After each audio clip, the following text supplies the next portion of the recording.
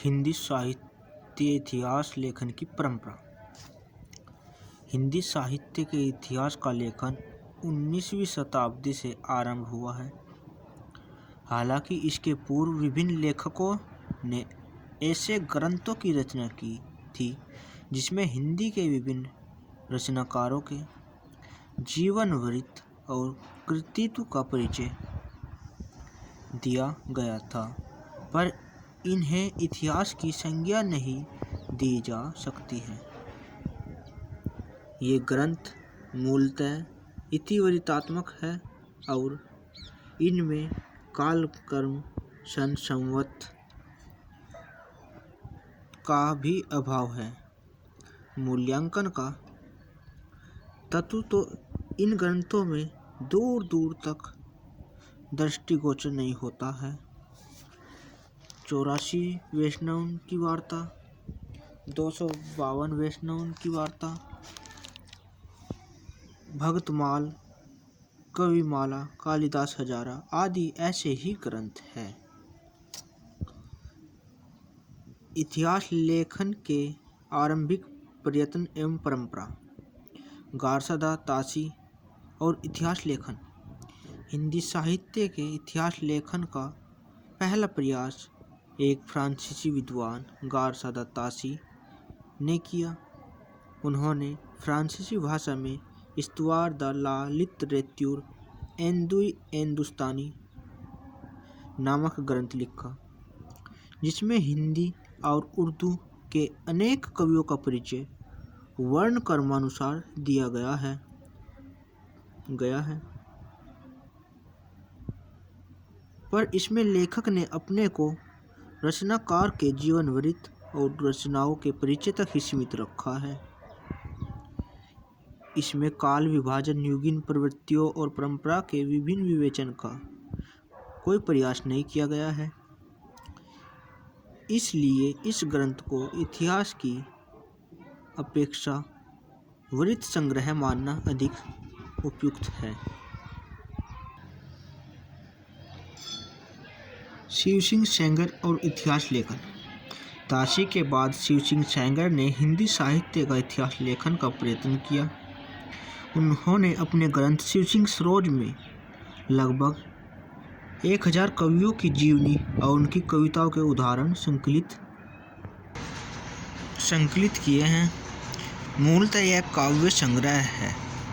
वस्तुतः इतिहास के रूप में इस ग्रंथ का महत्व नहीं है, पर इस ग्रंथ ने अधिक से अधिक कवियों और कविताओं का एक साथ इकट्ठा करने का प्रयत्न काम किया है। बाद के इतिहासकारों के लिए यह महत्वपूर्ण स्रोत के रूप में लाभकारी सिद्ध हुआ।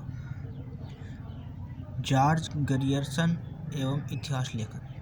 जॉर्ज अब्राहम ग्रियर्सन ने पहली बार the modern vernacular literature of Hindustan में कवियों और लेखकों का काल क्रमानुसार विवरण किया और साथ ही साथ उनकी प्रवृत्तियों को उद्घाटित करने का भी प्रयत्न किया। उन्होंने विभिन्न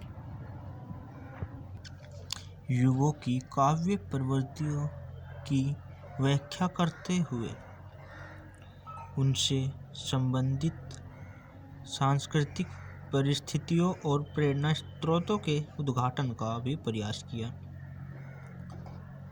वस्तुतः इसे हिंदी साहित्य का पहला इतिहास ग्रंथ कहा जा सकता है। अपनी सारी सीमाओं के बावजूद ग्रियर्सन ने हिंदी भाषा और इतिहास के स्वरूप एवं विकास के संबंध में एक दृष्टिकोण सामने रखा, जो परवर्ती इतिहासकारों के लिए भी पथ प्रदर्शक सिद्ध हुआ। मिश्र बंधु और इतिहास लेखन।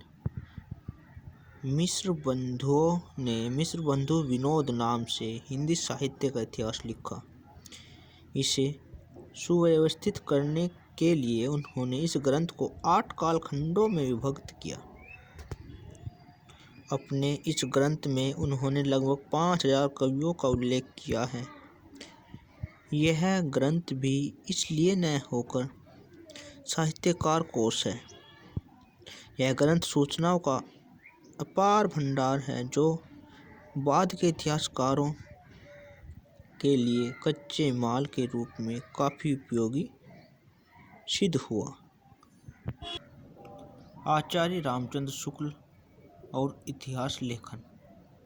हिंदी साहित्य का व्यवस्थित इतिहास लिखने का प्रथम श्रेय आचार्य रामचंद्र शुक्ल को है। रामचंद्र शुक्ल ने युगीन परिस्थितियों के संदर्भ में साहित्य के विकास की व्याख्या करने का प्रयास किया। उनकी साहित्य इतिहास संबंधी अवधारणा में निम्नलिखित बातें शामिल हैं। नंबर 1, प्रत्येक देश का साहित्य वहाँ की जनता की चित्तवृत्ति का संचित प्रतिबिंब होता है। नंबर 2, जनता की चित्तवृत्ति के परिवर्तन के साथ साथ साहित्य का स्वरूप भी परिवर्तित होता चला जाता है। जनता की चित्तवृत्ति के परिवर्तन के चलते राजनीतिक, सामाजिक तथा धार्मिक परिस्थितियों का अवलोकन भी आवश्यक है। इस प्रकार शुक्ल जी ने जनता की चित्तवृत्ति के साथ साहित्य का संबंध जोड़ते हुए उसके क्रमिक विकास और परिवर्तन का आलेख प्रस्तुत करने का प्रयास किया है। इसके साथ ही साथ उन्होंने प्रेरक परिस्थितियों का भी सम्यक विवेचन किया है। डॉक्टर हजारी प्रसाद द्विवेदी व उनका इतिहास लेखन। आचार्य शुक्ल ने हिंदी साहित्य का इतिहास लिखते समय जहाँ युगीन परिस्थितियों पर बल दिया, वहाँ आचार्य हजारी प्रसाद द्विवेदी ने परंपरा के इतिहास लेखन का आधार बनाया। उन्होंने रामचंद्र शुक्ल के युग रुचिवादी दृष्टिकोण के समानांतर अपने परंपरापरक दृष्टिकोण को स्थापित करके हिंदी साहित्य के अध्येताओं के लिए एक व्यापक और संतुलित इतिहास दर्शन की भूमिका तैयार की। दरअसल परंपरा और युगीन परिस्थितियों के सम्यक मूल्यांकन से संतुलित इतिहास का निर्माण हो सकता है। अतः यह कहा जा सकता है कि आचार्य शुक्ल और आचार्य द्विवेदी के मत एक दूसरे के पूरक हैं। आचार्य हजारी प्रसाद द्विवेदी के बाद उनके साहित्य इतिहासकारों ने हिंदी साहित्य का इतिहास लिखा। इनमें राम कुमार वर्मा, धीरेन्द्र वर्मा, नगेंद्र रामविलास शर्मा आदि प्रमुख हैं। रामविलास शर्मा को छोड़कर अन्य इतिहासकारों ने कमोवेश आचार्य शुक्ल और आचार्य द्विवेदी की मान्यताओं की ही पुनर्प्रस्तुति की। अतः यहाँ केवल रामविलास शर्मा की इतिहास दृष्टि की अलग से संक्षेप में चर्चा की जा रही है। रामविलास शर्मा हिंदी के प्रसिद्ध मार्क्सवादी आलोचक और इतिहास लेखक हैं, इसलिए उनकी इतिहास दृष्टि मार्क्सवादी सिद्धांतों से प्रभावित है।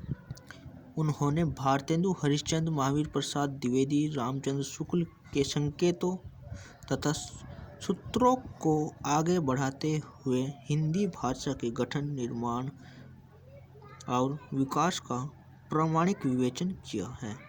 हिंदी भाषा और साहित्य के जातीय स्वरूप की पहचान, खोज और रक्षा उनके लेखन का प्रमुख लक्ष्य है। वस्तुतः हिंदी साहित्य के जातीय रूप और विशेषताओं के विकास का प्रश्न उनके इतिहास लेखन में प्रमुख रूप से उभर कर सामने आया है। इस दृष्टि से उन्होंने हिंदी साहित्य के इतिहास लेखन को लिखा।